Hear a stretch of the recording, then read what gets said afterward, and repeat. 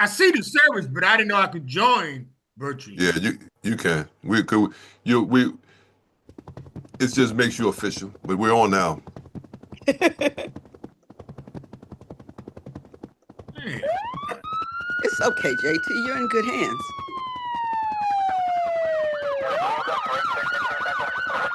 Negative K, nothing further. Just take care of me in the corner. That's a direct order. Do it now.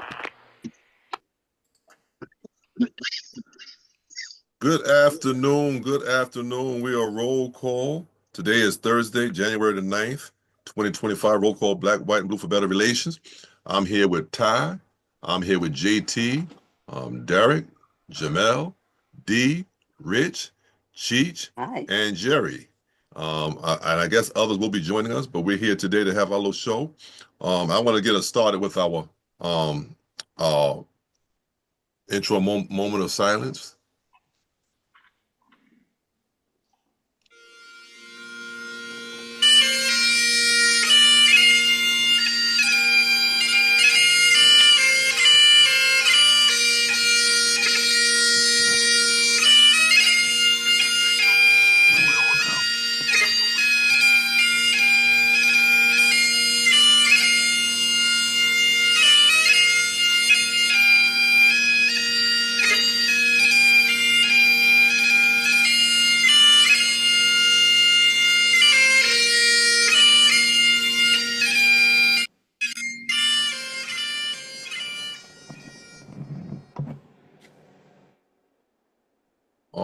All right. Let me see. I don't know, Cheech, can you give us our disclaimer today, or would you want me to do it?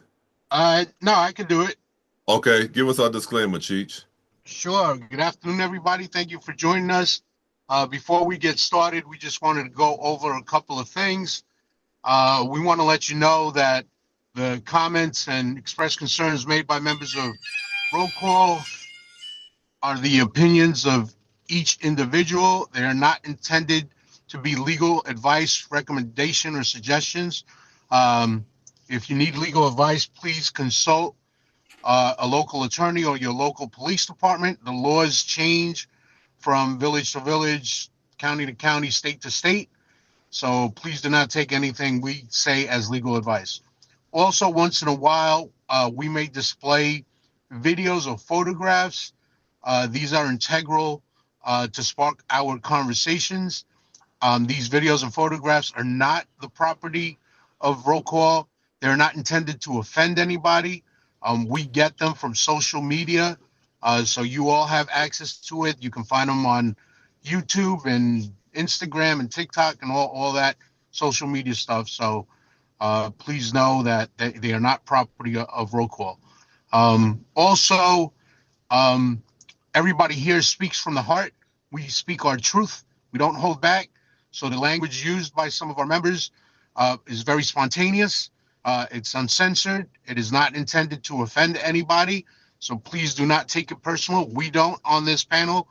So we don't want any of our viewers to take it personal. Just understand that we are speaking from the heart. And that's it. All right. Rich, can you give us our statement of purpose? I sure can. Good afternoon. Welcome, everybody. We are Roll Call, Black, White, and Blue for Better Relations. We're a pro-law enforcement group. We believe in equitable policing. We're against racism, and Black Lives Matter. And if you're here with us live, you can go ahead in the chat. If you have a question or a comment, you can, just gin it up in there, and we'll see if we can give you some help. Thank you. Thank you. Thank you so much, Cheech. And thank you so much, Rich, from the West Coast. And Rich, I know you're on the West Coast and pretty much out of danger, but we're praying for everyone in California. This is really terrible, man. My heart really goes out to all those people that lost everything. Yeah. I mean, everything. You can talk about insurance all you want to, but some stuff is not insurable. Right. All right. So, some of the stuff that you have is sentimental. just means so much. It was handed down from generation to generation. So our prayers from Roll Call go out to everyone in California, not just the LA area, but everyone in California and everyone in these United States that have family members and friends in California. We're praying for them right now. Right. Listen, this thing is serious, y'all. It's real serious. And so that's that. I wanted to say that. I also wanted to say, Cheech, we're still praying for you. JT, you're still on our list. You in Orlando, still on our list. And then last week we didn't say this, but I need to say this today. On January the 7th, Jamel celebrated his birthday. Thank you. That man is old, y'all. That man is old. 143 years old. Older than Methuselah. Listen, I feel good though. Listen, I think I've known Jamel now for about it's got to be about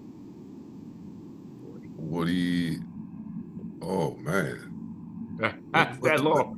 It's been a long time. Now I just think I wrote something down here wrong. But anyway, it's been a long. I've known him for a long time, about 40 years.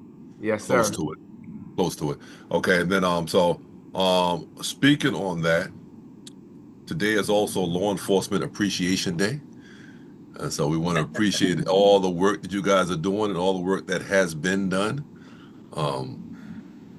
So today is my 39th year that I was hired as a police officer. 39th anniversary, January 9th, 1986, with the New York City Transit Police Department.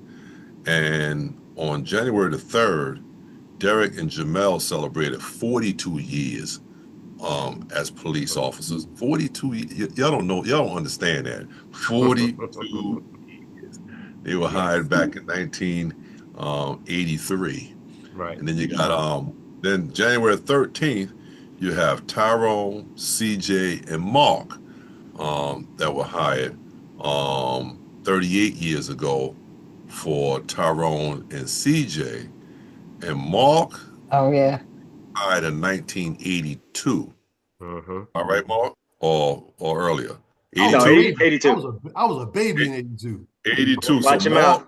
Watch him out. So Mark has 43 years of law enforcement experience. 43 years. So congratulations to all of us.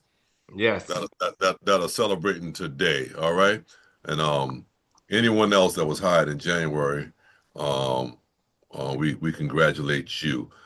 Today we're honoring former President Jimmy Carter, as his services are going on as well. So I thank men like him, and because of his character and background, you knew he'd only be a one-term president. And I tell you this one off the air. I'm not gonna tell you what was said to me on the air, but I'll tell you something off the air that was said to me. So I think that's it. Do I have anything else? Anyone have anything before we move on? Okay. Let me just say this. Last week we got so involved. We were talking last week, and we wanted to get to one with the correction officers beating and killing a handcuffed prisoner. Where was that? You said in Marcy? Marcy, that's northern New York, between Syracuse and Utica. Okay. D, get us going, D. All right, so this takes us to upstate New York. As we know, 14 correction officers were fired behind this incident. They're going to stop it just before some of the action. We'll decide what we want to do after that, because I have another video if we do want to see the action that I can play afterwards. We did a minute by minute just to get us an idea the extent of the beating. So let's hit this video. Just one question before you start. Was the 14 charged? 2 was charged, and that's with giving appearance tickets. What? Well, say that again. I'm sorry, I didn't hear that. Was the 14 people correction officers that were arrested? Okay, they didn't get charged yet. What they did was the governor came out and kind of said they will no longer work, so they all got fired. Now it's got to go to with the attorney general, and she's going to decide, as we know, what charges and when to charge. I think two of them have been charged, but I don't think the whole crew has been charged yet. Thank you. Okay, and Marcus was talking about this last week. So we got you, Marcus. We got you right up front. All right, let's take a look. Inmate at a New York prison. The state attorney general's office releasing body camera footage today showing the beating that is being blamed for his death. Fox 5's Morgan McKay has been reviewing the incident. She joins us live from the newsroom. Morgan, more than a dozen correction officers were involved in this. Bianca died shortly. Alleged assault. His family has seen the videos, but due to the graphic nature of the body camera footage, Fox 5 has decided to only show images of part of this alleged beating. These videos are shocking and disturbing, and I advise all to take appropriate care before choosing to watch them. The state attorney general's office released this footage recorded on body cameras worn by 4 correctional officers at the Marcy Correctional Facility in central New York. These videos, which have no audio, show Robert Brooks being carried into the infirmary by correctional officers. Brooks's hands are handcuffed behind his back when officers start punching him. They then hoist him up by his neck very forcefully, and one officer starts to smack Brooks with a shoe. One officer then used his booted foot to kick and pin down Brooks. Another officer punched Brooks in his upper body, and one of the officers again punched Brooks while handcuffed. At one point, Brooks was sat up with his face bloodied, and an officer punched him again. Brooks was then pulled up by his collar and forced to the wall. The next part of the video, which we're not showing due to its graphic nature, shows Brooks being carried back to the table seemingly unconscious. Brooks died the following morning at a Utica hospital. No charges have been filed yet, but the incident is being investigated by several agencies. In court filings this week, state police investigators said that preliminary findings from the medical examiner's office showed asphyxia as a possible cause of death. Governor Kathy Hochul said she was outraged and horrified after seeing the video and ordered the Department of Corrections to fire the 14 employees who allegedly participated. A spokesperson for the department said that 13 of those involved have been suspended without pay and one resigned. Brooks was serving a 12-year sentence after being convicted of first-degree assault for stabbing a former girlfriend. Reverend Al Sharpton commended Hochul's swift action, but the incident sparked outrage among many elected officials and criminal justice advocates. It's shocking, it shouldn't be, but it's just the manner, the way in which they did not care. They did exactly what they wanted to do without a care in the world. Now, the New York State Correctional Officers and Police Benevolent Association, the union which represents most of those allegedly in the video, says they do not condone the actions taken in the footage, but will be upholding its obligation to represent its members. Natasha and Bianca. All right, Morgan, thank you.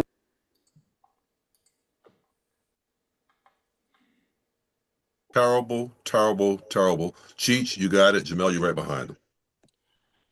Man, this is terrible. It is. It's just unexplainable. Having been a correctional officer, I can tell you that there have been times where you were involved with inmates that have thrown piss at you, have thrown shit at you. We had inmates that would cover up their whole cell with feces, all right, and themselves, and say, "Come in and get me," you know. And throughout it all, you have to learn to be professional. You know, when stuff is thrown at you in the heat of the moment, yeah, you might react, but not to this extent. There's no reason for that. You know, there just isn't.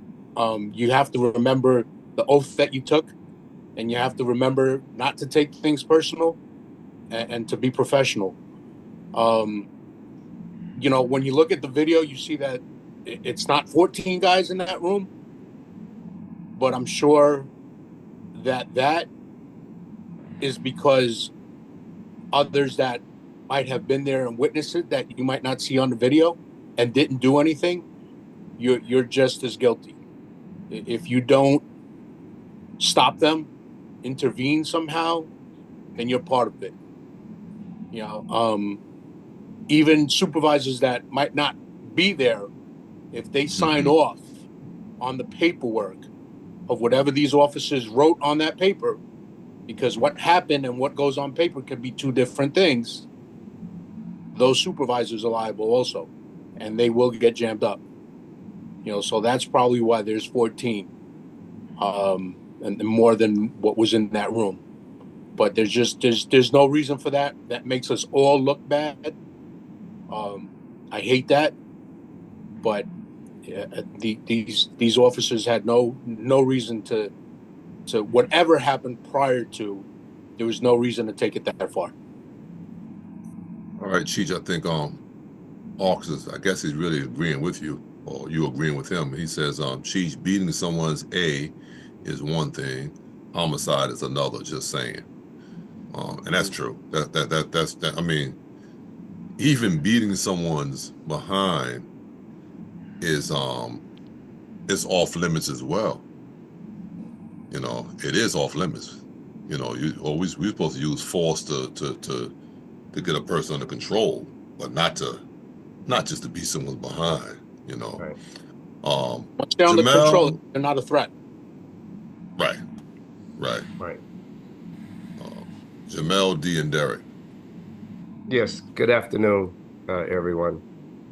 So it's unfortunate what we just witnessed, and our condolences go out to the family of the convicted inmate. His life should not have ended in the hands of these corrupt correctional officers.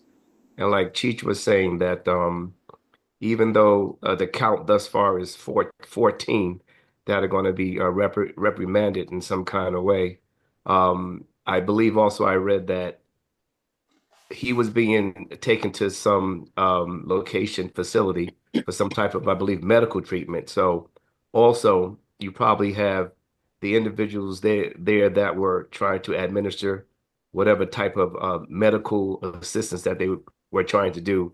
They're at fault as well. You know, again, you know, the correctional facility, you know, is to, of course, correct someone's behavior. You know, what these officers did to that individual was not professional. It was not anything under the policy and guidelines in which they are to care for these inmates. And it's just so unfortunate that we have to witness this, because this only shows why the community at large, you know, the trust between law enforcement officials, you know, this type of video, it erodes that trust. And that's why, you know, it makes everyone's job harder in the criminal justice system, because when they see footage like this right here, you know, this is why they don't want to, you know, trust the police. This is why they don't have faith inside the police department, and as well as the correctional facility as well. So again, you know, this type of behavior, you know, it has a ripple effect throughout the criminal justice system. And listen, whatever punishment that these officers face, you know, it is definitely recommended. Thanks, guys. Okay. D? Just a little point of information, because this is upstate New York, and I had a little stint up there. Just so people understand, this is state corrections. We have city corrections, and then we have the local corrections that might be in a particular precinct or a particular job, depending on where you work. And this is state corrections. That's why the state police are doing the investigation. So it's actually an independent, if you would, investigation. It's not done by the prison. I wanted to say that just to clear up so you understand who's looking at this and why. Don said something very poignant. Police officers, correction officers, often consider law enforcement. And if you are considered law enforcement, you have to act as so. We're not out there whipping ass. I'm starting to sound like Dave a little bit. We're not out there beating people, and that's not what we do. We use as much force as necessary to bring someone under control. I'm gonna say that again. We're not just out there punching people and kicking people and choking people out. That's the perception, and that's not what we do. It's or what we've done when I was out there. Use enough control. You're in control. You should be in control of yourself. And I use enough force to bring a person, get them in the handcuffs, get them under control, and get them into the system. That's it. I don't care what they do. Cheech said it right. Inmates, perpetrators, they're out of control. I can't be that, right? Because he's out of control, then I can be out of control. We both out of control. He's out of control. They throw things at you. They spit at you. They call your mom names. They rip your uniform. They try to hurt you. They try to hurt you. And I know people say, if they try to hurt me, I'm going to hurt them back. That's not what we do. You try to hurt me, all right, you got to go to jail. You're trying to kill me? Okay, you got to go to jail. Think about what I said. Not, I'm going to kill you because you got to kill. I got to stop what you're doing and bring you under control.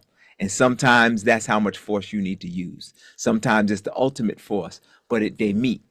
The force they use is the same force we use. So this video, I went minute by minute, ridiculously disturbing. It'd be 2 levels up. This is ridiculous. The guy he looked like he was about 130 pounds soaking wet.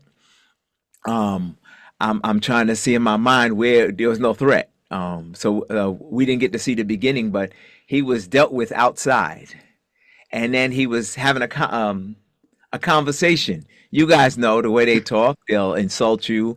They'll talk about your glasses. They'll talk about whatever they want. That's what he was doing, and that's what turned him up inside. And that's where the punching, beating him with the shoe. He was literally kicked while he was handcuffed on the gurney. And then can we show that video? I can. I can do a minute by minute if you like. I can do that, but it's very disturbing. After your comments and after Derek's comment. Okay. All right. We'll go do that. Go ahead, Derek. All right. Yeah. I just wanted to say that this was a calculated gang attack, and I don't know if the laws have changed since I've been retired. I retired 15 years ago, but back when I was still on patrol, when it was an attack by more than 2 people, it was considered a gang attack. This was a calculated gang attack. And I know we often talk about police officers and the amount of training that they require versus the amount of training that they really need. And I've always said that you can't train hate out of people. Like, this isn't the type of thing that any training could fix. These guys turned into thugs. They wanted to be gangsters. They turned into thugs, and consequently, they turned into killers. And the biggest disappointment in all of it is that they're still walking around and have to date been uncharged. And it's so unfortunate that the wheels of justice turn so slowly when law enforcement officers commit a crime versus when regular civilians commit a crime. Because if a regular civilian did this, they would have been arrested on the spot and they wouldn't be out now. They probably would get no bail and they'd just be in until the trial. And these guys spent Christmas, New Year's Eve at home with their families. They're walking around like they're walking around now like they have impunity, until whatever happens. But the wheels of justice turn slowly when law enforcement officers are involved. There always has to be a big investigation. Whereas with anyone else, you get arrested and then the investigation occurs. That's all I have. Yeah, I think Marcus was being sarcastic when he said D-School, they're already in jail, meaning that they're working in jail, not that Yeah, so I'm assuming that's what that's saying. He says also, yes, Chief Derek. It was an analogy. Gang warfare. Yeah, that's what it was. Come on, JT. I just got one question. I don't know if Kyle is not here, but I figure Mark might know or D might know. I don't know. Wasn't it a racist? I mean, I didn't see any black guys in there, or Spanish guys, or Puerto Rican guys. Wasn't they all white beating on a black guy? That's what it looks like. That's what it looks like, but guess what? That doesn't make it racist. Right. Make it racist when you your attitude. When you call him a black motherfucker? No, the reason for doing it. Right. If they the did reason it for doing is is black, then so that what would have made it racist. They might have did it just because they didn't like him as a prisoner. You know, we don't know. What makes it racist? Their attitude, their mentality. Why did they do it? The intent. If they did it because he was black, that makes it racist. It's but the if they did intent. it because if they did it because he threw some piss at him, like someone was saying, or whatever it may be, that doesn't make it racist. No, I know that, but 14 white guys beating up a black guy, you think beating up a prisoner? You think 13 of them gonna say, "Oh, I don't like blacks"? No, but with that, unless something's been said, JT, to let us know that, all we have is 13 correction officers that beat up on a prisoner. Right. Now, the prisoner happened to be black, the correction officers happened to be white, but that does not say it was a racist act. Now, it could have been. It's hard to prove their mentality.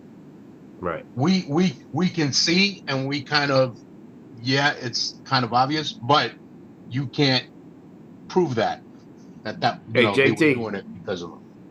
We could say that they were cowards because the guy was handcuffed. Right. They weren't cowards. They were punk ass cops. There you go. There you go. I don't know how you gonna prove racist unless they admit it. Oh yeah, I don't like blacks. Well, they have cameras, so something could have been said. Yeah. Which we don't know. So it was we don't know. But Mark, go ahead. But that's still a good question. You know why it's a good question, JT? Because there's some people out there thinking the same thing, that think that just because it was black and white that it had to be a racist incident, and that's not the truth. That's not always the case. I see Cheryl trying to get her 2 cents in there too. Go ahead, Cheryl. Go ahead, CJ. And I got you, Mark. I was only going to say that there supposedly were 2 black officers. Other 14, there are 2 blacks, and the nurse also got reprimanded, if not fired, as well. Okay. Yeah. All right. Thank you. I see you, Scoop. Thank you, Cheryl. Yeah. Okay. Go ahead, Mark. Yeah, JT, so it's just the criteria. If it meets a certain criteria, if it's like these guys had a past problem, beating up on only blacks and stuff like that, they can always upgrade it. But initially, if it wasn't an obvious intent in dealing with racism, then they can't prove it. Then it would be gang assault. Gang assault is, like Derek said, 3 or more, then it's gang assault. The one question that I have to deep dive D is, was that only one cam that was used, or were there multiple? Yeah, that's in the next video. You'll see the different. I think there's 3 or 4 different, and some of it's redacted, but there's 3 or 4 different cameras and camera angles we're going to be able to see. Okay, I was just curious, like if it was just the one officer who maybe turned his on because that was his way of trying to expose. Wasn't sure, but all right, thank you. Thank you, Mark. You're welcome, Jake. All right. Y'all just bear with us for a second because I want D to show us the other video that shows it has different angles, right? Right, D? Yes, sir. Yes, sir. So I was going to Audience beware, this is a graphic and violent video. Very Thank you, graphic. thank you, That's Chief. why I didn't want to show it. Just if you got people watching, just handle it responsibly. Some people may not want to watch this. I was gonna go screen by screen, but what I'll do is I'll let it play. It's about 5 or 6 minutes. So, but I'll point out when the things are happening. You'll be able to see it, but I'll give you an idea. So you It can. says 16 minutes. We're not watching 16 minutes. No, are no, we? we're not watching. Okay. Trying to Okay, give go you 5. ahead. Now, understand the body cam sometimes it takes about 30 seconds. So this is him outside. Apparently, he was going from one point of the prison to the other when an incident occurred, and then they sent the officers. So he's outside, and he's now being taken inside, as you can see.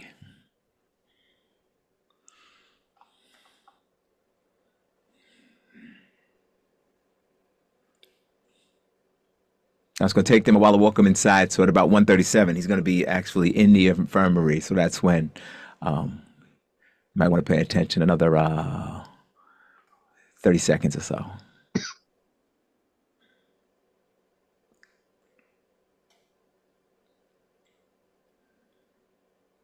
This, by the way, is the video that the Attorney General released, the first video that she released after the incident.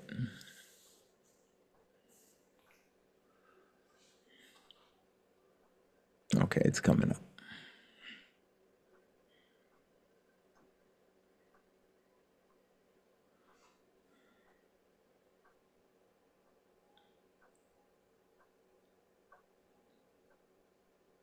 Okay, now we're in the infirmary. This is before any of the inside beating happened.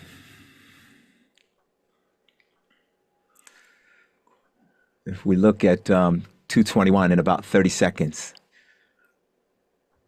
you see that officer sitting there with the shoe? Mm-hmm.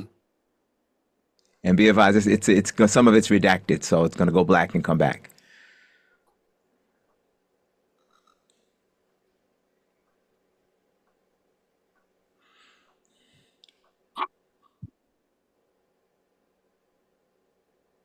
Okay, there you go. He's striking him with the shoe. We're going to see it from another angle. And it's, now you see him punching him.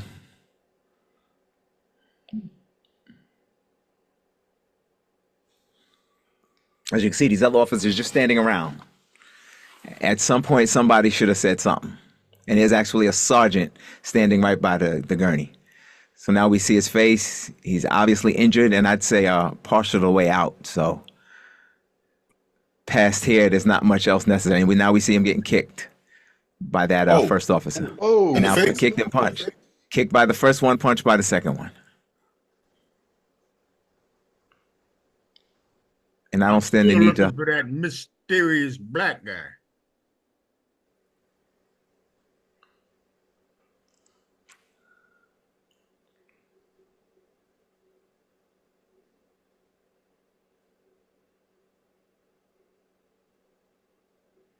Okay, we go punch him twice, 3 times.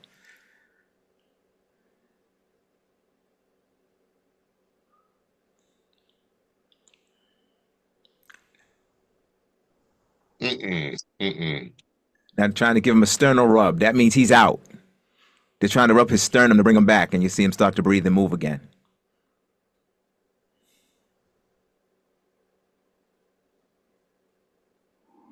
What are they doing to his legs? Shackles. Yeah, at one point they're gonna take his pants off. I don't.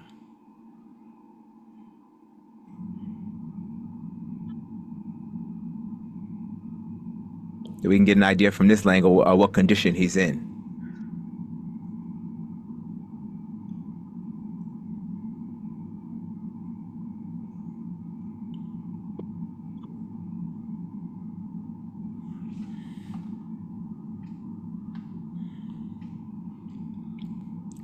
Okay, now we see his face. He's still talking. He's saying something that's aggravating him, but he's up. He seems like he's breathing.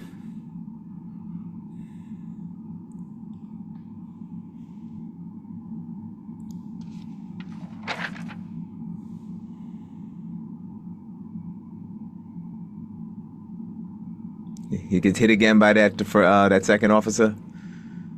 Where's it at? Totally unnecessary.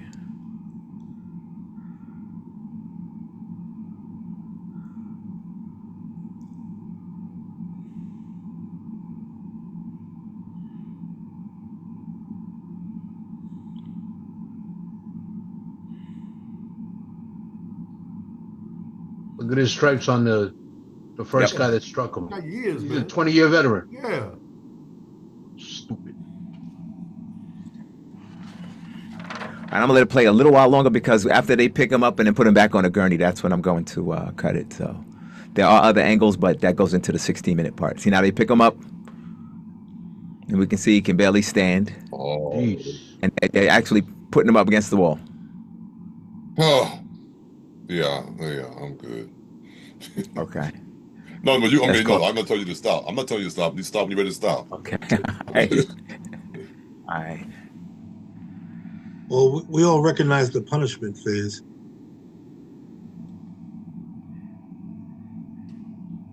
Now this is just another angle from another officer. And now this is after he's up on the wall. Sergeant. Yep. So you have the supervisory standing right there, so there's literally no excuse. And they put him back on the gurney, and you see at this point he has no, his prison blues, as you'd call them, but the green are off. And I'm gonna pause it right here. Because at this point he's out, so. That was absolutely ridiculous. Disgusting. Tyrone. Hey, everybody. I just can't. I can't imagine. Well, I guess it's the mind frame that I am. That I can't imagine doing that to somebody. I mean, how many bones must be broken by now? I mean, these guys are trying to kill him. If you look at that video and watch what the series of how it happened, if you deduce anything other than they're trying to kill him, then you're not paying attention. The man's handcuffed, so no matter what he says shouldn't matter. He's handcuffed. He is in no danger, no threat to anybody in that room. None. He was wearing pajamas and one shoe. He weighs 106 pounds. I mean, there's 7, 8, 9 guys in the room and a sergeant. I mean, if it's not, if you look at that video. And he's handcuffed. And he's handcuffed. So once he's handcuffed, everything's over with.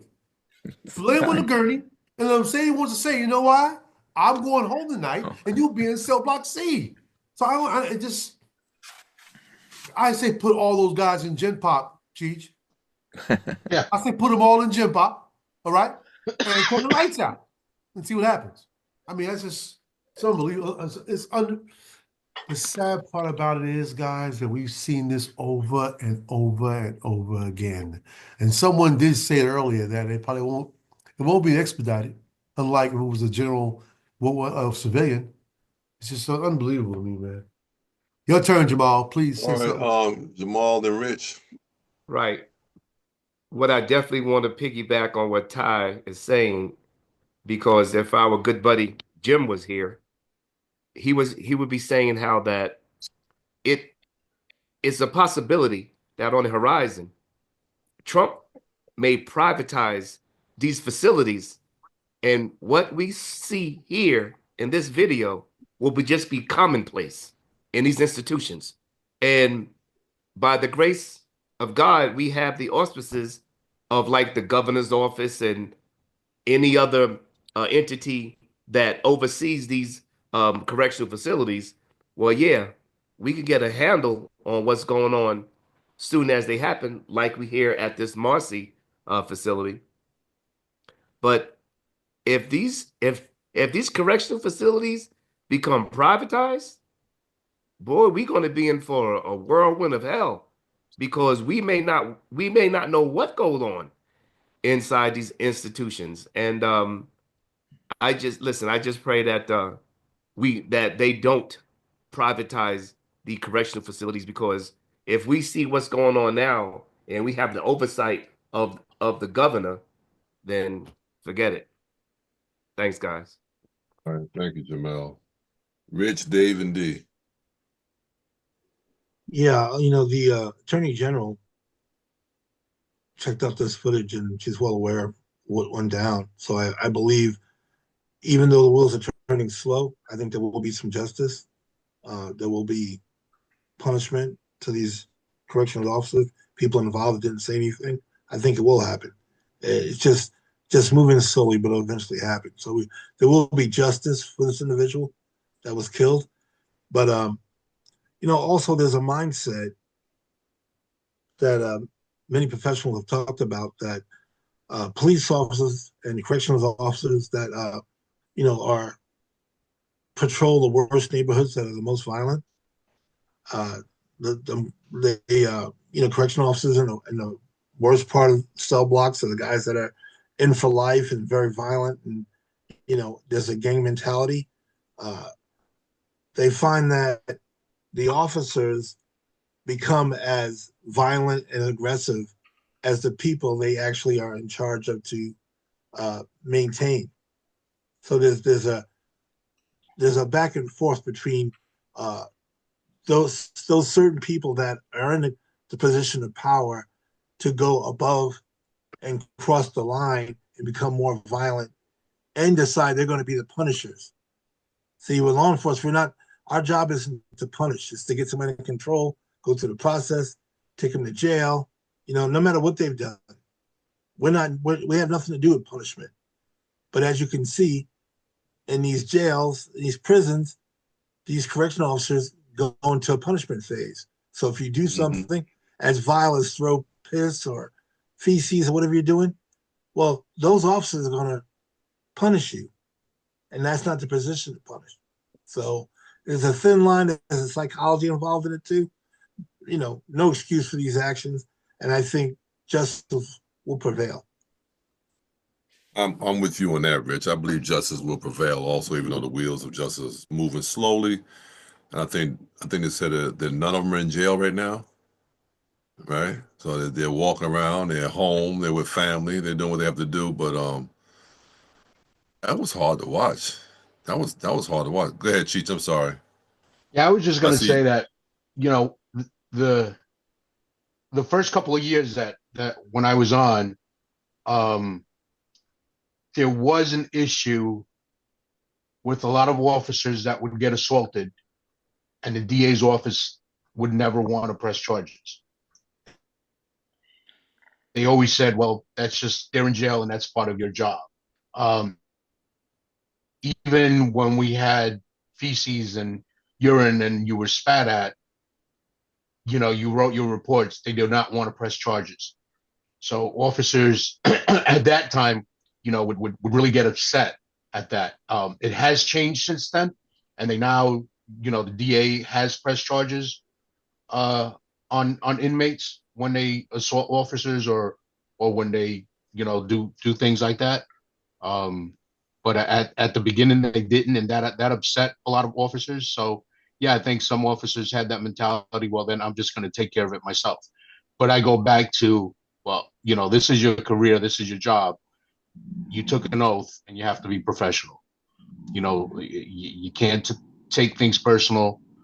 As I believe, Don, you said, they curse you out. They talk about your mother. They call your mother a whore. Your wife a whore. They call you a fag. Everything. And you just brush it off. You're like, yeah, okay, whatever. Like Mark said, at the end of the day, I'm going home. You're still going to be here. So you don't take it personal. You be professional. All right. Thank you, Cheech. And plus, they tell you this before you even go into, when you're in the academy, they tell you this kind of stuff. Even with police officers, they tell you that. I can still remember my instructor saying that you can't charge anyone with a violation against you because it's part of your job. Your thing has got to be thicker. So you can't do that. But let me go with Dave, D, and Mark. Yeah. Good afternoon. Where was this place? Where was this at?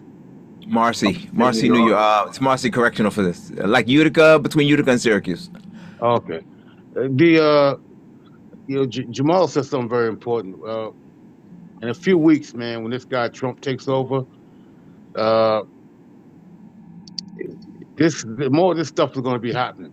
I'm telling you right now, it's going to be happening, and it's going to really be happening in states where where he has a lot of support, and the attorney generals up in these different states. It's gonna be a field day of them just letting these guys parade around, walk around like they're heroes. And I'm surprised they're not arrested in New York. This goes to show you how quickly New York is bending a little bit too. Okay, this is clearly what they did was wrong. Everybody sees it. Our frat brother in New Jersey calling me up and telling me about this, Don. So I'm like, I gotta see the video. And I see this, man. It is clear to me that these guys should have been cuffed when they took off the uniforms to go home. And but I'm just thinking, man, when this guy takes over, man, we're in for a world of shit, man. I'm telling you, it's coming, a world of shit. And I don't know what we can do, or what these different states can do. All these governors seem like they're intimidated by the upcoming administration. All the governors. Everybody's intimidated by this guy coming in. And I mean, look at today.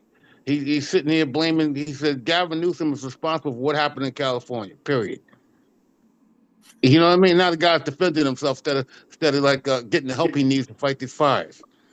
I'm telling you, man, and no politician is stepping forward. Where are the politicians up there? They're all intimidated by this up-and-coming administration, man. And I'm telling you, man, this is what we're going to see. You know, and it's sad, it's pathetic. And, you know, maybe they need to get their asses beaten like that, you know? But I don't understand, man. I'm done. All right. D, Mark, and Derek. One thing I want to say quickly, because I know we got a few young people watching. And as we started this conversation, it's we were looking for darker skin or African American people in the room. And I think it's important for our young people, and this is something I say in my class, understand African American wise, there's only 12% of us here. The population is only 12 out of 100. I want you to think, we always think 50-50. So we have that expectation that we're going to see somebody. More often than not, you may not. More often than any situation you might get yourself into, it may not have those even numbers, so you can't operate as though the numbers are even. That's why I wanted to say that. Understand you're always going to be at a racial, if you will, or a race disadvantage more often than not. So that's the way you have to operate as an African American here. The other thing I wanted to say was,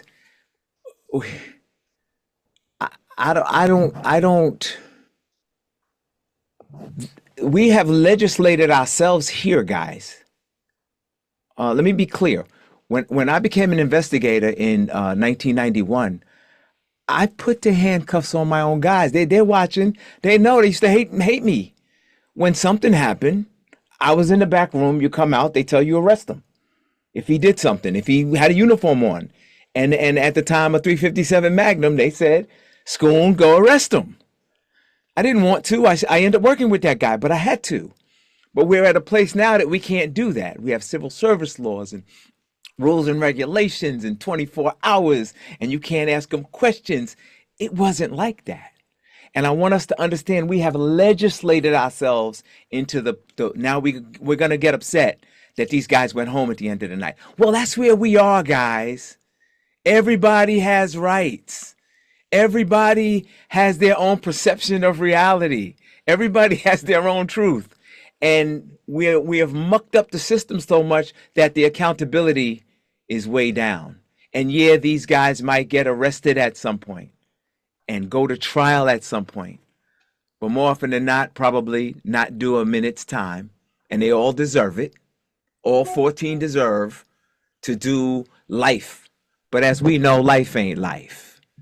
We know we got murderers walking around these streets right here. Y'all from Hempstead, 6, 7, 8 years, and they out walking. And you say, it still hurts, but you walking in the street. This is where we've legislated ourselves to. So we got to stop thinking. And I also, my moniker again, freedom ain't free. We want the freedom. I want to be able to, but watch what you're giving everybody freedoms. Now I'm free to do what I want to do. They free to kill me and then walk away and hang out on the block and hang out with their family. What did you say, Don? They home with their family tonight. And I'm dead somewhere. So I want us to think. We got to think big. This is our 2024, 2025 George Floyd, right? That's how this thing started. We here, right? 5 years ago, ain't nothing changed.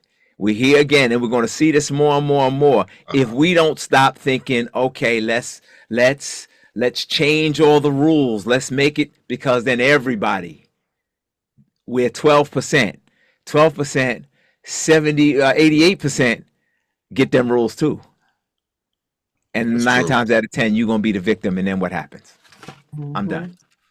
I just want to say something to what she said, that I know it's in our comments. They will be convicted, but will get a presidential pardon. The president cannot pardon state charges, can he? He can only pardon No. federal charges, right? Correct. But So Get pardon state. but he charge. he could put a lot of pressure on states to do what he says, like holding their money. That's Yeah. the key. You know, you're right. He can't, by law, he can't pardon somebody convicted of a state charge. The governor can. So he calls the governor and says, "Hey, this is what you're going to do, or else." And if it's a This is- governor like governor of Texas, he'll do it. yeah, but this specific case is in New York. So that's what I'm like, I mean, that's not going to happen in New York. That's why I'm like, I don't think he's going anywhere with this one, because he can't even get rid of his own case. That's right, Don. That's where I am with this thing. So, Mark, where did Mark go? Mark. Yeah, I was basically going to say what Dave covered, so I'm not going to repeat it. You can go ahead, Derek. Thanks. Okay, Derek. Yeah, I just wanted to say that hopefully when Trump gets in office, he doesn't create an atmosphere that makes it more comfortable for law enforcement to attack people, because I've said before, I think that people are only going to take but so much, and there will start to be retaliation. And just a few days ago, I was listening to a YouTube video of a young man. He was a young black man, might have been in his low 20s, and he was very forthcoming in his thoughts. He said, and it was, because like a cop did something to one of his friends, and he said, "I'm telling you right now," he said, "if a cop does something to me, I'm killing his whole fucking family." I His saw exact that. words. I saw He that. said, "I'm killing his whole fucking family." He said, "Kids, dogs, everybody's I going." saw that. And he can't be the only person thinking that way. He He's can't. not. And basically they'll end up being a war. And I tell you what, police officers may have some weapons. There's a whole lot more civilians than police officers. So they need to go ahead and do the job that they've been hired and trained to do, and do it properly, and stop taking police work personally, and handling things the way they want to handle them, but handle them professionally, because if it gets ugly and a war is created, police officers are going to lose. Derek, let me just say this into what you're saying, that when I was a police officer and I worked the streets, there were guys that did not care I was a police officer. They had the real thug mentality that if I did something wrong to them, we were going to have a situation. Yeah. We were going to have a situation because they were not backing down. And I always understood that there were some people out there that just, I think my wife and I was just talking about that, back in the days when they had slavery, and then, our kids were like, well, that wouldn't have happened to me. Well, you don't have the mentality that you had back then. But, and time does change. And you look at it from today's perspective. Back then, you would have been more submissive to it because that's what it was. So it's the same thing today. Some of our young men and women are not going to take some of the stuff that some of the older ones may take. We have some young people out there that just do not care. And I always hear you guys talk about, if a person is suicidal, then what are you gonna do to stop them? Because they really don't care if they die anyway. Right. You know, and I believe, I mean, there was a time out there in the Hamptons where I am right now where young people had suicide pacts.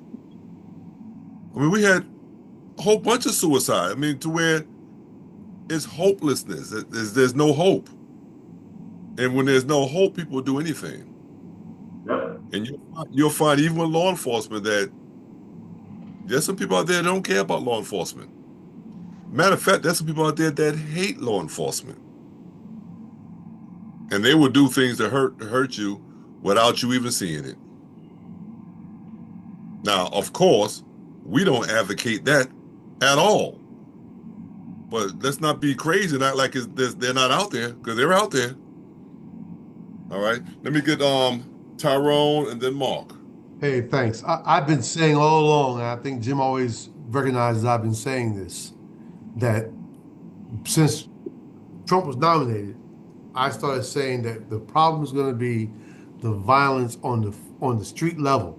The problem is going to be the violence. The immediate violence is going to be reactionary to the non-accountability of what authority is going to be doing. Is that right, Jim? Isn't that what I've been saying for almost a year now? And we're starting to see that come to fruition. And Dave, you guys said it perfectly. This is going to be commonplace pretty soon. It's going to be commonplace. And not much. I'm telling you right now, if you're not ready, you better get ready, because it's coming. And what Derek said about the retaliatory efforts and factors is going to be happening, because and Donald just said it, something so poignant, because I've locked up many of people that told me the only reason why you locked me up because you're Tyrone Green.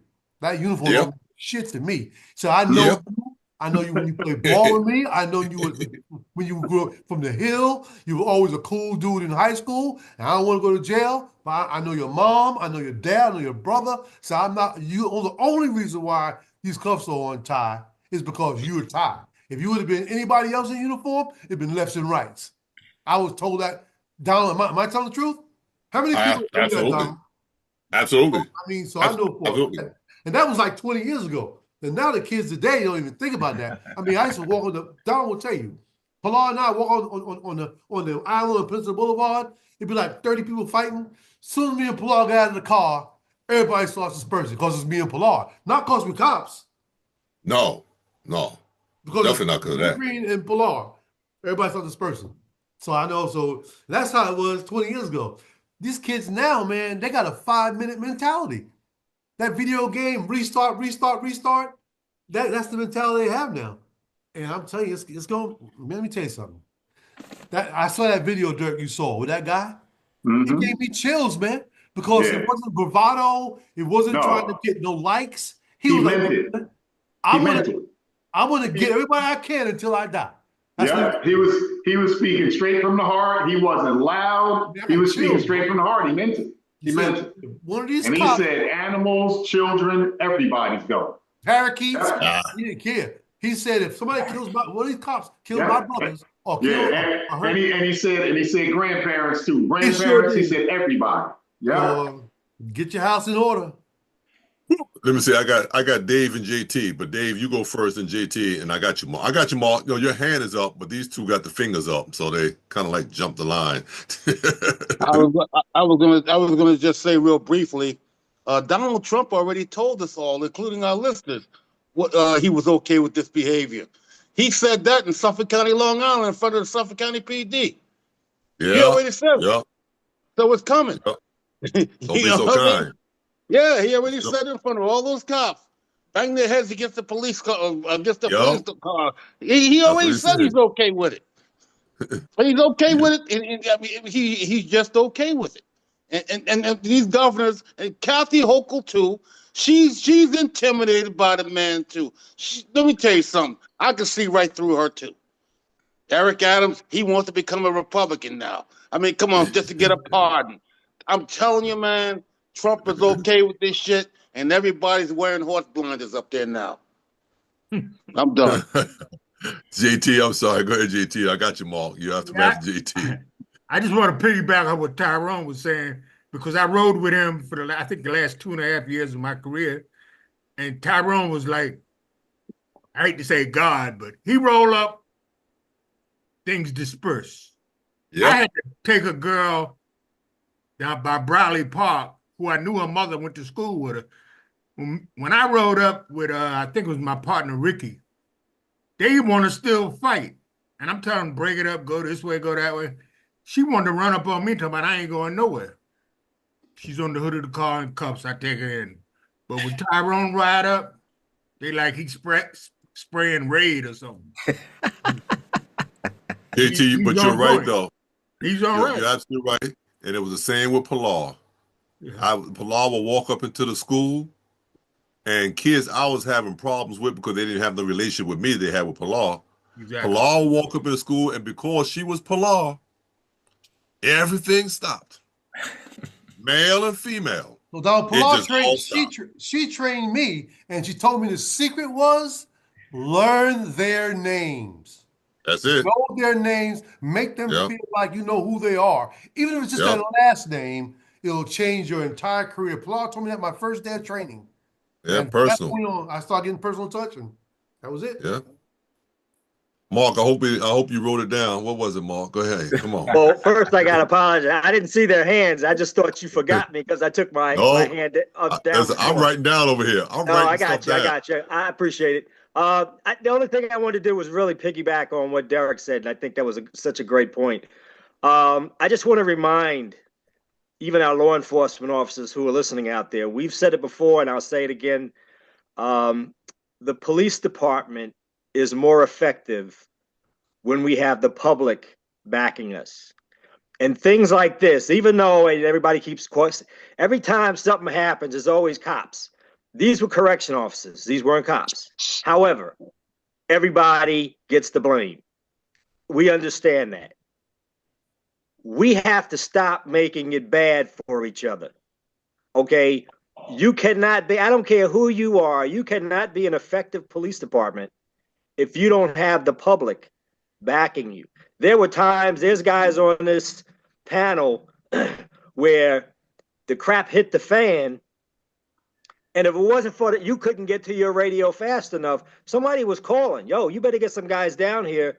You know, somebody's about to jump on your officers and stuff like that. You know, that happened more than you realize. And like Ty said, you know, there are guys who, because they knew you and then because they respected you, right, they were going to fight you. But then there were guys who they didn't respect, and they were going to fight them tooth and nail.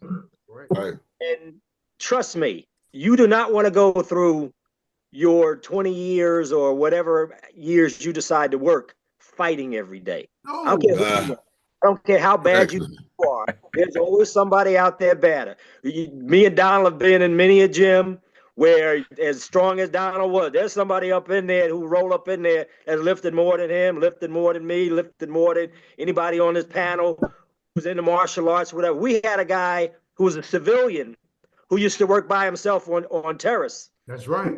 He didn't carry a gun, but he got so much respect because of what he could do. That's right. He treated people fairly. So as law enforcement, even though we get mad, we get angry, you know, stuff like that, we got to remember, we need them more than they need us. They don't lose fact. They do need us, because who they going to call? You got to call the police. However, we need them to be more effective. We need them. So I just want to put that out there. And there's a lot of people that are probably listening that don't know what Terrace is. Terrace Avenue is the worst street in Hempstead, Long Island. It's the worst street in Hempstead. It's drugs, it's warfare, it's just not the place you want to be. So for someone to be respected on Terrace, he's a well-respected person. And you're right, Derek. So just to emphasize what Mark says, and I think AC is saying it also. AC says community is number one. It's very important that you know the community, have a relationship with the community. It's really, really very important. I'm telling you right now, it's helped me out over and over and over again. I can't count the times that being a part of the community, knowing the community, how it has helped me back then, and how it still has helped me even today. You know, even today, it's still been a blessing to know the community. All right. Anything else on that before we move forward? Good to see you, Jim. Thanks for joining us. Hey, Jim. Bye. All right, then D, let's go to that the one with the off-duty Newark police officer charged in traffic agent's death. Yeah. Well, Don, you said it all. Let's watch the video. Okay. Newark Police Sergeant was arrested today. He's accused of hitting and killing a Newark traffic cop. Today, a rally for the victim as that officer faced a judge. Justice for Idaho! Justice for Idaho! In front of Newark City Hall, the name Justice for Idaho! Of a traffic officer rang out. His picture, all that family can hold on to since he was hit and killed while on the job. Our family has not been able to grieve since that day. Today, we go have some peace. That peace came as the man who allegedly killed 53-year-old Jairo Rodriguez traded in his Newark police blues for an orange jumpsuit. Victor M. Ortiz, your name for the record? Victor M. Ortiz, the third. The Newark police sergeant appearing virtually before a judge, now charged with 1 count of aggravated manslaughter and 1 count of vehicular homicide. Sergeant Victor Ortiz surrendered to authorities today. 21 days. We don't know why it took so long. We will be going to internal affairs to see if any misconduct was committed on December 12, 2024, that night. Prosecutors say the 34-year-old sergeant was off duty when he struck the traffic cop at 12:42 in the morning following an event at the Prudential Center. Ortiz remained at the scene. Rodriguez was pronounced dead at the hospital, something his family has still not come to terms with. He just didn't kill a dog. He killed a husband, a father. And counsel, in regards to your client, you waive a formal reading of the complaint and to plead not guilty on his behalf at this time?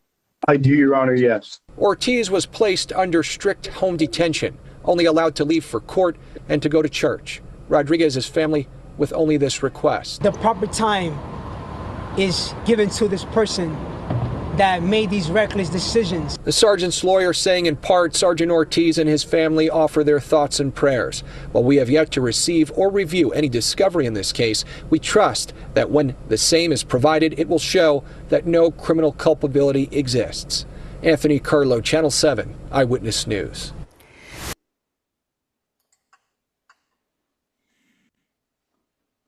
Okay, D, I need some help with this because I don't understand this. Was he drunk? Was he intoxicated? Yeah, I believe so. Yeah, I believe it was a DWI accident off duty.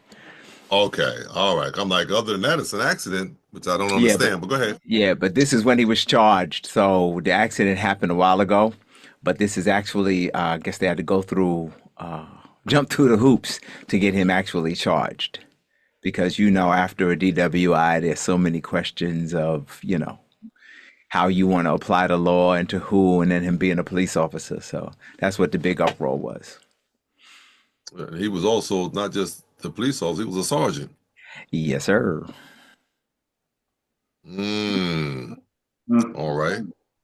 Anybody with any comments on that one? Glad they got him. I'm glad they found out who it was and got him, and hopefully he gets the same justice served to him that any civilian would. But Derek, he never left though. So they went like they found him. He stayed. According to the report. Right, but it was a hit and run, right? No. He said they turned himself in. Oh, they knew who it was. Yeah. He stayed there. He stayed there according to the report. Yeah. Wow. That's what I was like, I don't understand. What is there something else to this? Because he didn't leave. He stayed there. So was it that they just didn't charge him with the DWI at first? It took a while. Yes, it took a while. It took 21 days. 21 days. And that's what we were talking about before in the beginning. Sorry, Jim. Just there's rules, man. You can't just slap the cuffs on. You want to. And this and the next video we have, you want to slap the cuffs on, but you just can't. Wow. Jim? Yeah, I think that's the whole crux of this.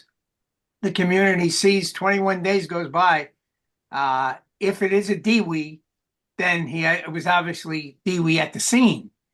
You know, he didn't get DWI 21 days later. So why did it take 21 days to arrest a DWI?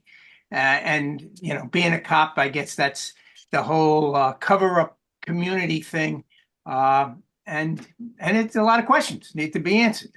And I don't think, and I know that there are rules and regulations, that are covered by the contract and all, but I think it's pretty much consistent that if somebody, cop or not, breaks the law, he could be arrested. And I don't think there's any union rule or law that says accept the cop, but you have to do this, that, the other thing. I mean, job-wise, you're right. You have to do this, and this for the job. But the question is, should he have been arrested at the scene if he were DWI at the scene? Mm-hmm. They do it to other cops in other states, man. They lock you up right there. Oh yeah. Yeah, I mean, wait a minute. Did they take blood? Did they give him a sobriety test? Or what did they do? They ain't saying nothing. And we don't know anything, so we got to pretty much now just wait to hear what's going to happen from this point. JT? And we talk about the community. The community see this, you done lost 10,000 of them. 21 days, guy's dead. I know he didn't die within 21 days. He must have been dead either at the scene or a lot quicker than 21 days. Then you lose the community. They say, oh shit, he's a cop. That's why he got off. You're building it and you're tearing it down. And if you want to, D say you can't cuff him, he's cuffed in the back seat. You know, whether he blows sobriety, no, he should. 21 days, you can't prove he was in the fucking car. 21 days. Now you can read into it at the last thing we saw, that little paragraph was the family had got no discovery. I try to read between the lines when I hear something like that. There's something going on here. You're right. He's drunk. He's in the car. The guy died. Simple. No discovery. Wait a minute. 21 days. There's a lot. You know. You everybody here knows the nuances. There's so many different things they put in there that make this confusing and make it look like they're not the right thing to do. Exactly. Okay. Listen, moving forward, Ice-T gets into a spat. Yeah, we all familiar with Ice-T. I know, very popular rapper. He was actually on Law and Order. Was it Law and Order? Yeah, he was on SUV for a while. They actually played a detective, Edifin Tutuola, but now real life mimics art. Let's check him out. Recorder, okay? I'm headed to the DMV. This is where I'm going to get all my registration and everything straight on this. To go and change. Yesterday, I went yesterday, but they... Yeah, but what I'm saying is the registration been expired since 2021. The car's been parked. Are you sure? Yeah, of course I'm sure. That's why I'm trying to get this car set up to roll. Yesterday, I went to the DMV, and they said that their system was down, so that's where I'm headed. I got 7 cars. I'm trying to get them all straight.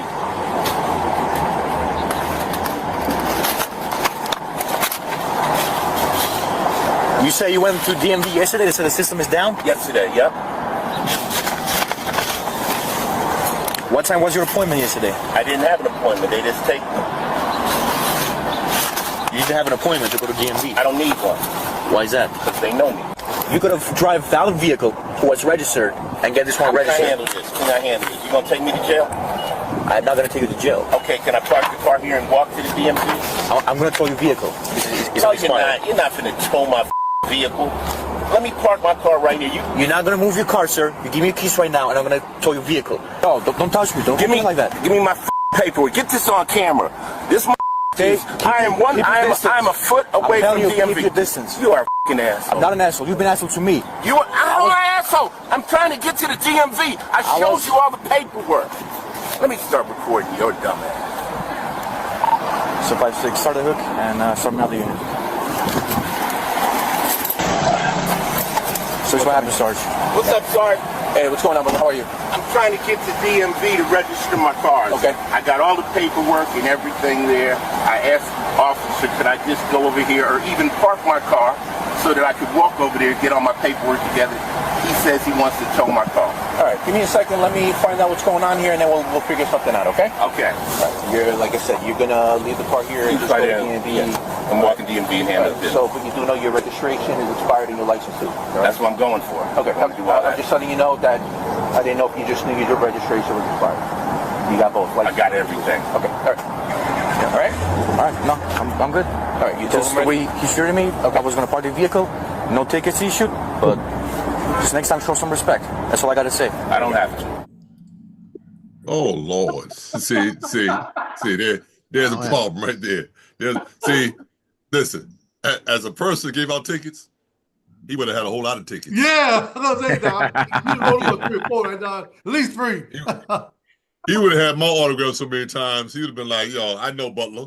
Yeah. He's been telling everybody, "I know Butler," But let me see. Let me try to get this now. I got Jim, Dave, Rich, and Mark. Yeah, I mean, there's a lot to be said about both parties in that. I think I'm with the sergeant 100%. And if I were at that scene as a supervisor, I would have given as many discretionary points as I could under those circumstances. But what really spoke to me loud and clear was the cop telling the sergeant I wasn't going to give him a ticket. I was going to let him park the car. Those are outright lies. Blatant lies. Dad, I'm towing your car. Get in your car. You can't move your car. So, why is he telling the sergeant that pretty much I was going to give him a break until he got an attitude? That was all. That's crap. That was what changed my mind completely into the cop being ridiculous. That's all. I mean, he's certainly within his rights, to give out tickets, to tow the car, do anything he wanted to do. But what he said to the sergeant is what changed my mind. That's that cop being, upfront and honest. All right. Listen, I saw you wouldn't have been at my scene because I wouldn't have called for one. But go ahead, Mark. Yeah, I'm just curious. I see your hand went up. Yeah, I got my hand up for later, but I just wanted to ask Jim. Jim, you said under the circumstances, you agreed with the sergeant. So my question's like, why? Only because I normally want to take any situation as a supervisor and tone it down a couple of notches. I mean, that's so you just wanted to tone it down. It wasn't whether. Nah, I don't care who he was. Whatever. I don't care who that individual was. I would have done the same exact thing to anybody standing there. I believe that. I believe that. No, I really do believe that. 100%. Yes. I saw how you treated. I saw how you treated us as police officers. Exactly. You always had a pretty much of a mellow attitude and mood where you didn't want anything escalated. If it got escalated, it would it would be a different story. So I I could see, and I can understand a sergeant saying, "Listen, park it here, go get this taken care of, get the register." Because I can understand that from a supervisor's point of view. I can understand that for real. But from a police officer, and I just stopped you, and you mouthing off like that, and to be honest with you, as hard as I was out there, if you're that close to DMV and you're trying to get it together, I would have given you a break. But I sure enough would have asked the next question: 7 cars? You have to drive. You have to drive this one over there. Yeah, the Porsche. Which Porsche was that, Derek? Which one? The $100,000 Porsche, Derek? He did say he was trying to get all of them in order. He did say that. He did say that. But with people like that, he has to have one that's registered somewhere. I mean, his wife if he doesn't, too. Even if he doesn't, Derek, even if he doesn't, Uber still works. Right. Yeah. You got a friend that can drive you. It all works. You don't have to drive an unregistered car without a driver's license. Right. I think once he said they know me, that kind of triggered the cop. Yeah. They know me over there. Yeah. Ice-T is not taking an Uber though. Yeah. Jim, you had call some. a limo, Mark. Dave? Yeah, yeah, man, not for nothing, man. But this is the shit that I'm talking about with celebrities, with celebrities and athletes and all this other shit. You know, these fucking people think who the fuck they are. Okay, now he's right next to the motor vehicles. If he's being a decent guy, but listen, officer, I fucked up. I just need to go to motor vehicles and then let me get my shit together here. Okay, but you know what, man? You start getting on that car and saying, I'm gonna call you all kinds of motherfuckers. I'm recording you, fuck all this other shit. No, I'm tired of it. Well, I'm getting tired of this fucker. Like he got 7 cars, just like you guys said, and none of them shits is registered. Come on, man. That's privilege, bro. That's what I'm talking about, man. This is why I get sick of this. This is the shit I'm talking about. Even with that guy down in Miami, that football player, fucking doing fucking donuts going to a game because he fucking late for pregame. You know what I mean? And then they make the cop look like a fucking asshole and shit because he had dragged his ass out the car. I mean, come on, man. Come on. Now, if that was me in motor vehicles, they know me at motor vehicles. Yeah, if I take my fucking ass to Hempstead Motor Vehicles, I'm fucking there for 4 hours. They know me too. Shit, yeah. They know me. Sit my black ass in that seat, wait for my number to be called. Come on, man. I got there 8 o'clock in the morning. Shit. Come on, man. Come on, man. The celebrity shit. I mean, come on. And it's like now he gonna go home and smoke some weed, laugh for Snoop Dogg. Yo, look at I did that motherfucker, Snoop. Them motherfuckers better had cut me loose. Fuck them. They know who the fuck I am. Shit. Colors. Fuck that. Colors. Dave, you're crazy. You're crazy. Let me go with Rich, Mark, and D. It's hard to follow up, Dave, man. It really is. You can't. You know, in the state of California, you come across a car that's been unregistered for years. The person driving doesn't have a valid license, expired or suspended. That car doesn't move, it does get towed. And, you know, there's no, oh, look, we can work this out, or you go ahead and park it over there. At that point, that person is not allowed to drive any further, not allowed to move that car. Police officers aren't supposed to move his car for him. So a person, whether it's Ice-T or it's, you know, John Q. Citizen, ice cream. That's the response. The response is you get a ticket, you get you get a ticket with all the violations, and you're allowed to leave, but the car goes to car jail. And that's how it is. There's no, we can do this, or I call my sergeant down, he's going to say something else. The sergeant is going to support me and say, you know what, he's a violator. Okay, he's driving a car that years out of registration, no license, sorry. You have to accept this as anybody else would. And that's how I would treat him. I don't care if it's Ice-T or whoever it is. You know, so, you know, and Ice-T's attitude was not going to get any kind of courtesy, you know, from that officer. And I think the sergeant made him change his tune. I don't think he wanted to lie, really, at that point, but he was trying to clean up. Maybe the sergeant said, listen, this is Ice-T. Yeah, we're going to do everything we can for him. You know, change your attitude, no matter what he said, blah, blah, blah. And that's probably what happened. He probably got pressured to now say something different at the scene. Okay, but what I'm saying is the bottom line is he should have been towed. He should have been issued a notice to appear in court because he's a gross violator. It's a traffic stop. It's a traffic stop. Okay, so if we're going to adjust traffic stop to celebrity, then what are we doing? We're doing the wrong thing. He should be treated like everybody else. And if it was me stopping him, his car would have been towed. He wouldn't have been allowed to. Now, if he had pulled over to a legal spot, okay, there's an area where we can say, okay, it's legally parked. Go ahead and take care of your business. Here's your ticket, okay? But he was in the roadway. So King's X, that's it. It gets towed. You get the NTA. You got the money. You can afford it, right? Just like you guys said, he had 7 cars. They're all unregistered. You know, you know what I mean? You can't get a friend to drive him to the DMV. He's Papa. He's Ice-T. You know, he doesn't want an Uber. He can get the special limousine that can take him to the DMV. I'm just saying, there was always ways to do the things the right way. But he just thought he could flaunt the law and just roll. okay? But you got caught dirty, so you know your car goes to car jail. Here's your ticket. See, Ice-T. All right, Dave. Eva says, my man Dave.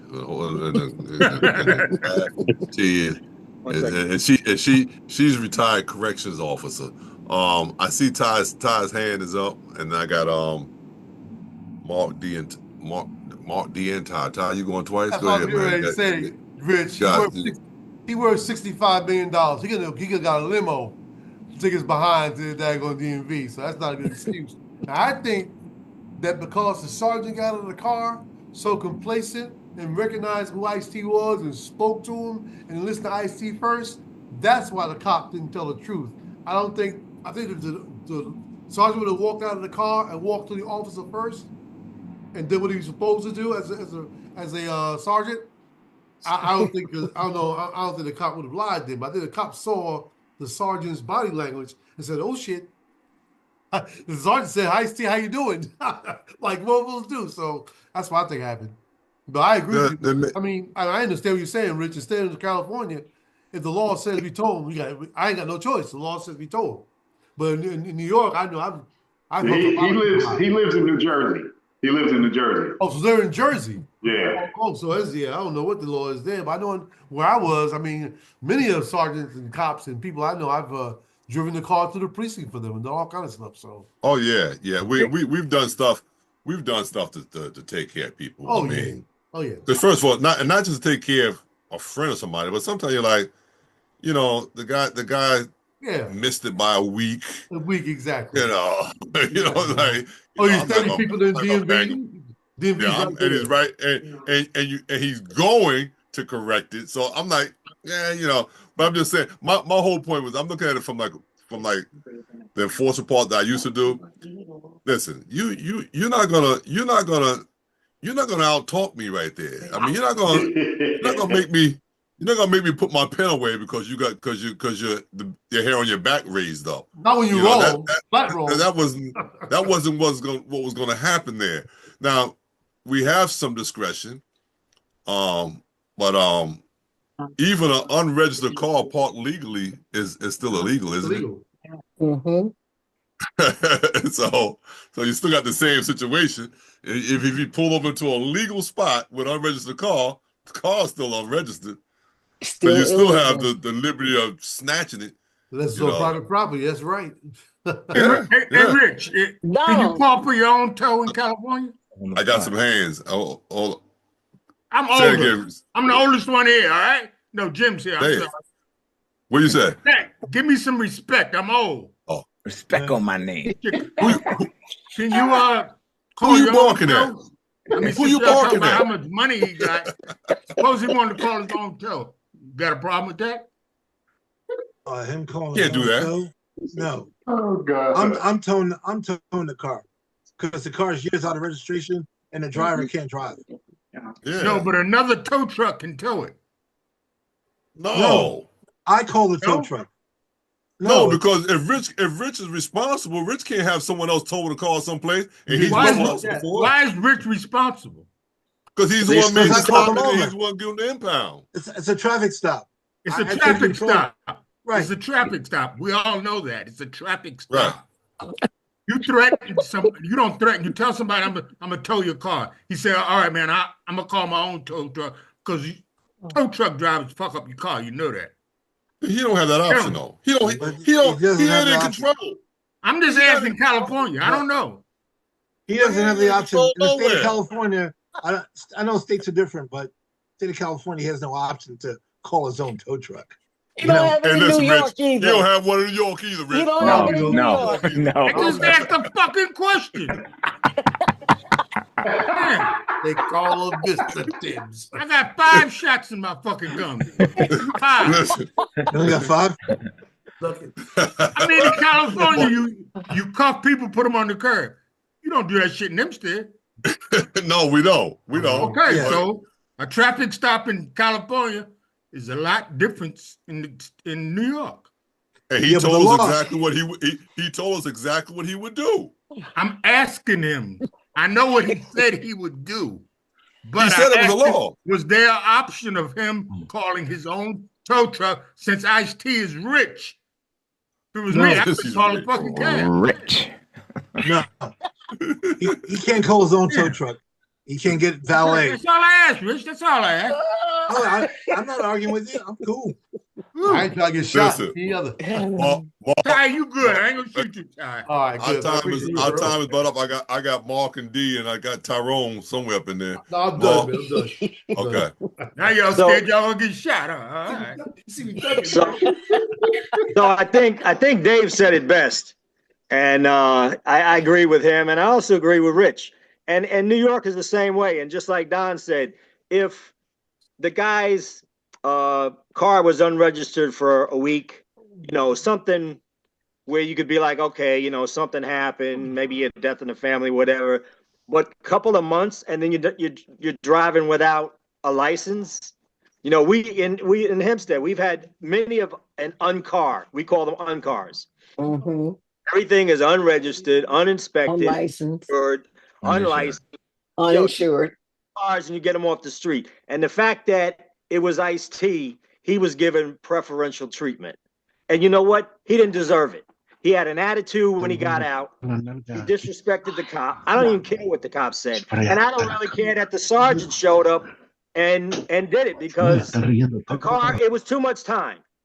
And like everybody said, this guy's got money. He could have took a taxi. There was no reason to take that vehicle to DMV and to get his license straight. And then to have an attitude about it?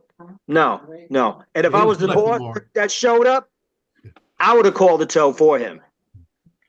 Okay, because enough is enough. Right. Like Dave said, whether you're a Hollywood star or an athlete or whatever, if the officer decides he wants to give him a break, then that's on him. But if he says no, because this is what happened, I'm not turning that back if I'm the supervisor, because I didn't have to take it, and I don't think it's right. Yeah, I was surprised when he asked him for his key, because I wouldn't be giving the cop my key. I think my key is in my pocket. Yeah. I don't think that sergeant ordered that cop to do anything. I think the sergeant did suggest to him what he should do, and I think one of the things was even less tickets, because he said to Ice-T, and the cop didn't go for it. I'm just saying that the cop, the sergeant, of course, I'm saying I would be like that sergeant. That sergeant didn't say to the cop, "This is what you're going to do." He did talk to him and probably said to him, "Listen, why don't we do this? Why don't we do that? Why don't we do the other thing?" And the cop, for whatever reason, probably a dozen reasons why, went along with most of it. But implied. I don't think any supervisor is going to order the cop to do something that the cop is within his rights and the legal rights in the law to do. I mean that's. We all know what an implied order is. Exactly, Mark. Exactly. We all know. Let's not be coy, Jim. Let's not be coy. We know what an implied order is. If I show up and I tell Donald, "Hey, Don, you might want to do this or do that," Don's gonna get the idea. He may not like it. Done deal. Marvin has a question. The only difference is there are implications to failure to obey that implied order. You can only take that so far as the repercussions for not obeying that. So you're right. There's an implied. I don't want to call it an order, because the cop could have said, "Don't screw yourself, Sergeant. I'm doing it." Okay. Right. Mark would say, "Hey, Ty, I would not advise. Hey, can I get CJ in here? Yeah. Can I get CJ in here? And I've been sitting here on the side pocket laughing, but I've been laughing at Donald. I'm sorry, Dickie. Dickie makes this comment, and it says, Donald. "Don't he know the law? He plays a cop." I read that, and I've been laughing at it ever since. Ever since I read, Dickie, you silly. Now, Rich, I don't know if I took your hand down and you threw it up after I said everybody's going to be going home.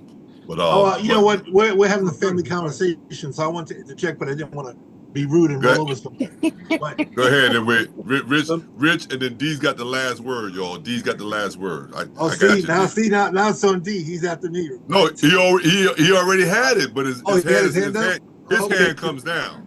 Yeah. Oh, okay. All right. Well, go ahead, D. No, you got it. No, you got say it, what Rich. you got to say because he gonna close us out. Okay. Yeah, I just have something real quick.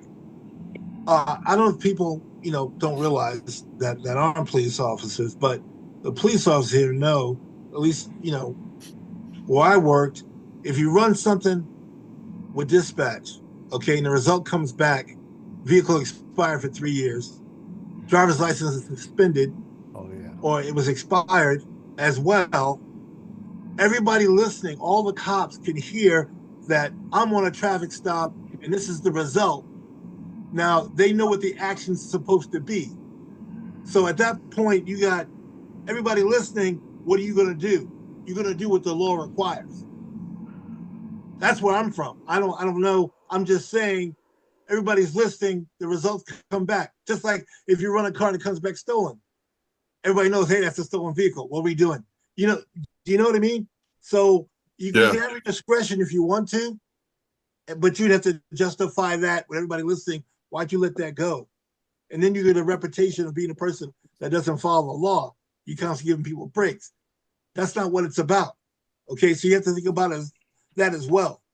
Your teammates, your partners that you work with are watching as well. They're listening what's coming back. Oh, they know, oh, that's a tow. That person's getting that person's getting an ETA. No, I don't know. But that was just my little statement that people are also listening. Your buddies are listening. Supervisors are listening. No matter if it's IT or not. Right. And I would just say this to that, Rich. I don't care who listening. If I have discretion, I have discretion. But I do know. Exactly. Where's Derek? Oh, Derek fell off. Yeah, he did. Oh, well, what happened was Derek just informed me of this. Not when he was still working, he said that New York City had changed their rules. That because we would give a person a break even to suspend the license. We wouldn't always just lock them up or whatever, right? We give them a ticket and keep on going. Well, Derek said that if you go on the air and a person has a suspended license, you must lock them up now. That was in New York City, not in Hempstead. That was in New York City that you must lock them up. You know what I mean? Suspended license we had, the person did not get locked up, and they got a ticket for it. Woo. But he said so. He told his officers. I'm sorry he's not here now, but he said he told his officers, if you run someone, you be better off not running them. Because if you run them and they come back suspended, you go on with them. You taking them? Because you had to do it. So different departments, different rules. We're in the same state, and that was not something we had to do though. Okay, Mark, I'm going home, y'all, for real. New York State law, though, is so many suspensions. It is a mandatory arrest. No. He said one suspension. One, not a whole bunch of them. Okay. One suspension. Wow. You had to lock them up. Yeah, that's a lot. They did that in retaliation because there's so many drivers riding around with multiple suspensions that they started to cut that down. Wow. I don't know if did they do that? Was that a state law, D, or you don't know? Policy. No, it wasn't multiple. One suspension. If he's not licensed, if the license is expired. Yeah. Mark, you told it had to be 10 suspensions. No, 10. Yeah, that was a lot. 10. That's a felony. I didn't say 10. I said 3. 3. That's a felony, right? I think 3. Well, that's when you were mandated to lock them up. I think 3 also. Aggravated unlicensed operation. Exactly. Yeah. Exactly. I mean, it's a misdemeanor. I mean, just the one. Right. No. Right. I mean, you can lock them up. You could give them a ticket. You could give them a ticket for that. Yeah. Exactly. And that's what most of the time in Hempstead, we gave a ticket. We didn't lock them all. Up until you got into the 3 and then the 10 and. Yeah. Listen, y'all, thank you so much for joining us this week. We can probably go on and on and on and on. Let me, hey Don, there was an important thing. I waited around for 10 people, but there was one important thing I wanted to say. And because we're getting a lot of this, I request a sergeant. I request a female. No. No, that's not your right. You need to stop that. And if the sergeant, I don't know how it works with Hempstead PD or San Diego or some of the other departments we have here, but if the trooper wants to do what he wants to do, that's the end of it. It's getting If done. the sergeant comes, it's for something admin. You crashed the car, the guy got hurt, you got to do paperwork. But to decide what is going to be done, that's a 100% no. Even as a supervisor, as I was, you put yourself. If the guy wants to take him to jail, He going to jail. I go, don't take him to jail. Come on, supervisors. Oops. If something happens between here and there. If somebody requests to see a supervisor, I take them to see the judge. We can do this. We can go down to 99 Main Street and you can talk to that guy in the robe. He's my supervisor right now. So that's the only, when these people want to, I watch a lot of that and people think I'll just call, and all they're doing is murking the waters, right? I'll call a supervisor. I want a female officer. I don't want to talk to Ty. I want to talk to Jamal. What? Get over here. That's not the way this works. So I think we need to stop putting that information out, because that's why people end up thrown over the hood of the car, because they think they have these rights that they do not have. So we want to be clear. And that's all I wanted to say. I want to make sure, because we do have people hanging around, and thank you for hanging around. Sorry we ran long, but I think that was an important, because people think, oh, I can just call for a female and they have to wait. Well, they ain't a female in Nassau County working. I don't know what to tell you. Negative. You know, right now I got to search you. Thank you guys so much. Thank you so much. Thank you for hanging out with us today. Thank you to everyone on our panel. Listen, if it's God's will, we'll see you next week. Next week. Yeah, I'll be back next week. Next week. Let us pray. God our Father, we thank you. We thank you. We thank you for the conversation that took place. We pray to God that somebody was listening and understood what we were saying, but we're praying to God that you will continue to watch over us and keep us from all hurt, harm, and danger. We're praying for all those persons in California and especially LA. We're praying to God you will watch them, protect them, dear God, and give them peace even in the time of a storm. We're praying to God that you would do that for your name's sake. In Jesus' name we pray, amen. Amen. Amen. Amen. Amen. Amen.